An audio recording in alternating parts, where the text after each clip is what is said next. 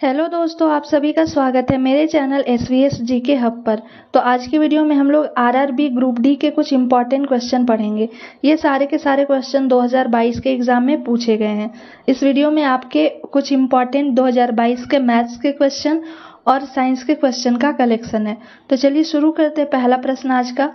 पहला प्रश्न है, सब्जियों में हरा रंग किस पिगमेंट के कारण होता है? ऑप्शन में दिए गए हैं कैरोटीन, जैथोफिल, क्लोरोफिल ए और लाइकोपीन। तो इसका राइट आंसर ऑप्शन सी हो जाएगा, क्लोरोफिल ए के कारण। क्लोरोफिल जो होते हैं वो दो प्रकार के पाए जाते हैं, ठीक है। पहला जो होता है वो क्लोरोफिल ए होता है और दूसरा क्लोरोफिल बी होता है। तो क्लोरोफिल ए जो होते हैं वो प्रकाश संश्लेषण के लिए एक महत्वपूर्ण वर्णक है, जबकि क्लोरोफिल बी जो है वो सामान्य वर्णक के रूप में मदद करता है। नेक्स्ट क्वेश्चन है, एलिसा परीक्षण किसके लिए निर्देशित है? ऑप्शन में है कोविड-19, HIV, मलेरिया या टाइफाइड। तो एलिसा परीक्षण है, एलिसा जो टेस्ट किया जाता है वो HIV संक्रमण को पता लगाने के लिए किया जाता है। इसका राइट आंसर ऑप्शन बी हो जाएगा। नेक्स्ट देखते हैं। नेक्स्ट है, भारतीय राष्ट्रीय कैलेंडर किस संवत पर आधारित है? ऑप्शन में है शक संवत, विक्रम संवत, हिजरी संवत या कलयुग संवत। तो इसका राइट आंसर हो जाएगा ऑप्शन ए, शक संवत पर आधारित है। नेक्स्ट है, प्रवासी भारतीय दिवस कब मनाया जाता है? ऑप्शन में दिए गए 9 जनवरी, 15 अगस्त, 2 अक्टूबर या 26 जनवरी। तो इसका राइट आंसर हो जाएगा ऑप्शन ए, 9 जनवरी को मनाया जाता है। नेक्स्ट प्रश्न देखते हैं, मानव शरीर में कैल्शियम और फास्फोरस का भंडारण कहाँ होता है? मांसपेशी में, यकृत में, अस्थि में या रक्त में? तो कैल्शियम और फास्फोरस जो है वो अस्थि में होता है, बोन में। ऑप्शन सी राइट हो जाएगा। नेक्स्ट है, दही का जमना किस प्रकार की जैव रासायनिक प्रक्रिया है? ऑप्शन में दिए गए हैं आपके फर्मेंटेशन, डिकम्पोजिशन, एसिडिफिकेशन या फोटोसिंथेसिस। तो इसका राइट आंसर क्या हो जाएगा? फर्मेंटेशन, ऑप्शन ए, जिसे किण्वन भी बोला जाता है। नेक्स्ट क्वेश्चन है, हीटर के तार किस चीज के बने होते हैं? कॉपर, एल्युमिनियम, नाइक्रोम या स्टील? तो वो बने होते हैं नाइक्रोम के। ऑप्शन सी राइट हो जाएगा, नाइक्रोम। नेक्स्ट है, अमीबा में कुल कितनी कोशिकाएं होती है? ऑप्शन में दिए गए यूनिसेलुलर, 2, 3 या 4। राइट आंसर इसका एक कोशिकीय होते हैं, जिससे यूनिसेलुलर बोला जाता है। ऑप्शन ए राइट हो जाएगा। नेक्स्ट है, गुरुत्वाकर्षण जिसे क्या बोला जाता है? ग्रेविटी का सिद्धांत किसने प्रतिपादित किया? Galileo Galilei, Iohannis Kepler, sir Isaac Newton या एल्बर्ट आइंस्टीन? राइट आंसर इसका ऑप्शन सी हो जाएगा, सर आइजक न्यूटन के द्वारा ग्रेविटी के प्रिंसिपल को दिया गया था। नेक्स्ट है, किस ग्रंथि के सही रूप से कार्य न करने पर मधुमेह जिसे क्या बोला जाता है? तो सामान्य भाषा में हम लोग इसे शुगर भी बोलते हैं या इसे डायबिटीज बोला जाता है। डायबिटीज रोग होता है। ऑप्शन में है अमाशय, अग्नाशय, थायराइड या जनन ग्रंथि। तो इसका राइट आंसर क्या हो जाएगा? ऑप्शन बी, अग्नाशय, जिसे क्या बोला जाता है? पैनक्रियाज बोला जाता है। अब हम लोग मैथ के इंपॉर्टेंट क्वेश्चन पढ़ेंगे। ये सारे के सारे क्वेश्चन देखिए जितने भी हैं वो 2022 के एग्जाम में पूछे गए हैं। तो आप लोग इस क्वेश्चन को जरूर एक बार देख लीजिएगा, क्योंकि सारे क्वेश्चन मोस्ट रिपीटेड हैं और कई बार SSC और आपके आर्मी के एग्जाम में ये पूछे गए, साथ ही साथ रेलवे के एग्जाम में भी पूछे जा चुके हैं। तो फर्स्ट क्वेश्चन देखते हैं मैथ का। ये क्वेश्चन जो है वो ट्रिगोनोमेट्री का मोस्ट इंपॉर्टेंट क्वेश्चन है। ये क्वेश्चन देख के लग रहा है कि काफ़ी टाइम लगेगा सॉल्व करने में, पर आसानी से इसे हम लोग सॉल्व कर सकते हैं अगर फॉर्मूला मालूम हो तो। प्रश्न क्या दिया गया है कि sine square theta plus cos square theta minus sec square theta minus tan square theta plus tan theta into cos theta minus sine theta का मान ज्ञात करिए। तो सबसे पहले देखिए हम लोग जानते हैं कि साइन स्क्वायर थीटा, ठीक है, sign square theta plus cos square theta जो ये दिया गया है इसका वैल्यू क्या होता है? तो 1 होता है, ठीक है। Sign square theta plus cos square theta का वैल्यू 1 होता है, याद रखिएगा। फिर माइनस का साइन है, माइनस दे देंगे। उसी प्रकार से sec square theta minus tan square theta दिया गया है, तो इसका भी वैल्यू जो होता है वो क्या होता है? 1 होता है, ठीक है। तो माइनस क्या लिख देंगे? 1 लिख देंगे। अगर इसके जगह पे cosec square theta minus cot square theta भी रहता तो क्या होता है? 1 होता है, ठीक है। साइन रहता, साइन स्क्वायर थीटा माइनस क्या रहता? कॉसेक स्क्वायर थीटा, तो भी 1 होता। अब इतना का काम तो हमारा खत्म हो गया। प्लस क्या है देखिएगा? टैन थीटा, ठीक है। तो टैन थीटा इक्वल टू हम लोग जानते हैं फॉर्मूला, ठीक है, आप लोग नोट डाउन कर लीजिएगा अगर नहीं जानते होंगे तो।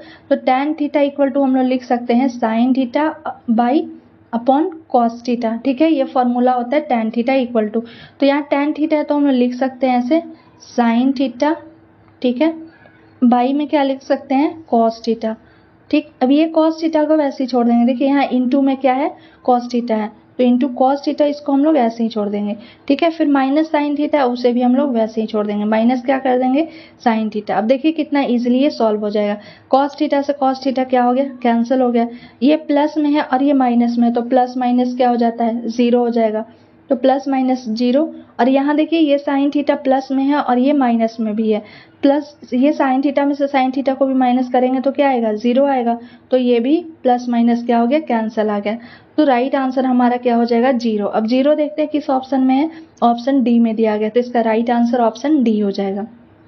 नेक्स्ट प्रश्न देखते हैं। नेक्स्ट क्वेश्चन देखने से पहले आप लोग को वीडियो कैसा लगा कमेंट बॉक्स में ज़रूर बताएं, और अगर मेरा वीडियो पसंद आता है तो please like share and subscribe ज़रूर करें ताकि आने वाले वीडियो का नोटिफिकेशन आपके नंबर पर आ सके। इस वीडियो में रेलवे के जितने भी इम्पॉर्टेंट क्वेश्चन हो सकते थे, रीजनिंग के, मैथ के और जीके के, वो आपको करवाया जा रहा है, तो प्लीज़ आप लोग वीडियो को एक लाइक ज़रूर करें। नेक्स्ट क्वेश्चन चलिए देखते हैं। जब घड़ी में शाम के 6:44 हो रहा है, ये 6 हो गया, ये आवर हो गया, और 44 यानी 44 हमारा क्या है मिनट दिया गया है, बज रहे हो, तो घंटी की सुई और मिनट की सुई के बीच के दो कोनों में से छोटे कोण का मान कितना होता है। देखिए ये प्रश्न को भी हम लोग फॉर्मूला से सॉल्व करेंगे। जब आपसे छोटा कोण या बड़ा कोण कोई भी पूछे, ठीक है, तो इसका फॉर्मूला क्या हो जाता है theta equal to m into, इसे नोट डाउन कर लीजिएगा, m इंटू 11/2, ठीक है, माइनस क्या हो जाता है h इंटू 30। इसी फॉर्मूला पे हम लोग इसे सॉल्व कर देंगे। अब देखिए यहाँ m है तो m इक्वल टू क्या हो जाता है मिनट, ठीक है, m इक्वल टू क्या हो जाएगा मिनट हो जाता है, और फिर क्या दिया गया h, तो h इक्वल टू क्या हो जाएगा आवर। अब यहाँ देखिए क्वेश्चन में आपका 6 दिया गया, तो 6 क्या है आवर है और 44 क्या है मिनट है। अब m के जगह पे हम लोग क्या लिख देंगे, तो m के जगह पे मिनट कितना है 44 है, तो हम लोग लिख देंगे 44 इंटू क्या लिख देंगे 11/2, ठीक है, माइनस h है, h का वैल्यू कितना है 6, तो 6 लिख देंगे इंटू क्या लिख देंगे 30। अब ये 2 से देखिए कितने बार में कट जाएगा 22 बार में कट जाएगा। अब 22 गुने 11 करते हैं, तो 22 गुने 11 कितना हो जाएगा 22, 10 220 और 22 220 और 22 आपका कितना हो जाएगा 22 गुने 11 हो जाएगा 242, ठीक है, 242 हो जाएगा, माइनस 6 गुने 30 करेंगे कितना हो जाएगा 180 हो जाएगा। अब 242 में से 180 को माइनस करते हैं तो ये 2 का 2 हो गया, 8 और 6 14 आ गया, यानी कि 62 डिग्री इसका राइट आंसर हो जाएगा। देखते हैं ऑप्शन किस में है, ऑप्शन ए में दिया गया, तो इसका राइट आंसर ऑप्शन ए हो जाएगा 62 डिग्री। चलिए नेक्स्ट क्वेश्चन देखते हैं। नेक्स्ट क्या है, एक आदमी गोलाकार तालाब का चक्कर एक बार में ही पूरा करता है। ये मेंसुरेशन का मोस्ट इंपॉर्टेंट क्वेश्चन है। यदि उसके एक कदम की लंबाई कितनी है 44 सेंटीमीटर है और वह तालाब का चक्कर 700 कदम में पूरा करता है, तो तालाब का क्षेत्रफल ज्ञात करिए। अब सबसे पहले देखिए एक जो चक्कर लगा रहा है, ठीक है, एक चक्कर कितने में पूरा कर, एक कदम की लंबाई है वो कितना है 44 सेंटीमीटर है। अब वो टोटल कितना लगा रहा है कदम चल रहा है, तो 700 कदम चल रहा है, तो एक कदम की लंबाई 44 है तो 700 का कितना हो जाएगा, तो हम लोग मल्टीप्लाई कर देंगे, 44 गुने क्या कर देंगे 700 कर देंगे। अब देखिए प्रश्न में जो है दिया गया सेंटीमीटर, जबकि आंसर हमारा मीटर में दिया गया, तो इस सेंटीमीटर को किस में कन्वर्ट करेंगे मीटर में कन्वर्ट करेंगे, तो 100 से इसे डिवाइड कर देंगे हम लोग, 2 0 से 2 0 कैंसल, ये आ गया हमारा 44 गुने 7, क्या पूरा जो कदम ये चला है, ठीक है, पूरे कदम का इसका क्या आ गया, ठीक है। अब पूरा कदम का आ गया यानी कि ये इसका परिधि हो गया, ठीक है, पूरा जो ये आपका तालाब दिया है यानी कि वृत्त है, तो ये पूरा कदम हम लोग निकाल लिए, तो ये क्या हो गया परिधि हो गया, इसका परिधि कितना आ गया, तो 44 इंटू 7 परिधि आ गया। अब हम जानते हैं कि वृत्त की परिधि का फॉर्मूला क्या होता है, तो 2πr होता है, यही 2πr का वैल्यू कितना आ गया 44 इंटू 7 आ गया, लिख देते हैं हम लोग। अब इस जगह से हम लोग 2 को 2 लिख देंगे, पाई का वैल्यू कितना होता है, तो पाई इक्वल टू होता है 3.14, ठीक है, नहीं तो फिर इसे हम लोग 22/7 भी लेते हैं, तो इस जगह पे हम लोग 22/7 ही लेंगे, क्योंकि देखिए ये इससे कट जाएगा, तो 22 क्या हो जाएगा 7 हो जाएगा। r का वैल्यू हम लोग को यहाँ से निकालना है, तो r इक्वल टू 44 इंटू क्या हो जाएगा 7। अब r इक्वल टू हम लोग लिख सकते हैं 44 इंटू 7 हो जाएगा, और ये क्या हो जाएगा 2 इंटू 22, ठीक है। लिख सकते हैं ऐसे, 1 इसका मान लेते हैं, नीचे कुछ नहीं है तो क्रॉस मल्टीप्लाई करके इसका वैल्यू, अब 22 दूना 44, नीचे भी है और ऊपर 44 है, तो आर का वैल्यू कितना आ गया 49 मीटर आ गया, ठीक है। ऑलरेडी हम लोग चेंज कर लिया, 7 गुने 7 कितना हो गया 49 मीटर। अब प्रश्न में देखिए हमसे क्या पूछ रहा है, तो प्रश्न में पूछ रहा है कि तालाब का क्षेत्रफल निकालना है आपसे। तो तालाब का क्षेत्रफल का फॉर्मूला, जो वृत्त का क्षेत्रफल होता है वो क्या होता है, पाई आर स्क्वायर हो जाता है। तो वृत्त का क्षेत्रफल यानी तालाब का क्षेत्रफल आपका क्या हो जाएगा, पाई आर स्क्वायर, ठीक है। अब पाई का मान कितना ले लेते हैं हम लोग, 22/7 ले लेते हैं। आर अभी जस्ट देखिए हम लोग 49 निकाले हैं, तो क्या हो जाएगा 49 इंटू 49 हो जाएगा। अब 7 से कितने बार में कट जाएगा, 7 बार में। 22 गुने 7 कितना हो जाएगा 154 हो जाएगा। 154 गुने क्या कर देंगे हम लोग 49 कर देंगे। अब इसे मल्टीप्लाई करते हैं तो 9 4 कितना 6, तो 6 देखिए सारे के सारे इसके लास्ट में दिए गए हैं, तो पहले तो ऑप्शन डी नहीं होगा क्योंकि इसके इकाई के स्थान पे 4 है, तो हम लोग को मल्टीप्लाई करना ही पड़ेगा। जब हम लोग 154 को 49 से मल्टीप्लाई करेंगे तो क्या आ जाएगा 7546 मीटर स्क्वायर, क्योंकि क्षेत्रफल पूछ रहा है तो क्या हो जाएगा मीटर स्क्वायर हो जाएगा। देखिए ऑप्शन ए में दिया गया, तो इसका राइट आंसर ऑप्शन ए हो जाएगा 7546 मीटर स्क्वायर। नेक्स्ट क्वेश्चन देखते हैं। नेक्स्ट है, दो धनात्मक पूर्णांक का अनुपात कितना है 3:4 है और उनका योगफल कितना दिया गया है 70 है। प्रत्येक पूर्णांक में कितना जोड़ा जाना चाहिए कि उनका अनुपात 5:6 हो जाए। तो चलिए अकॉर्डिंग टू क्वेश्चन इसे हम लोग सॉल्व करते हैं।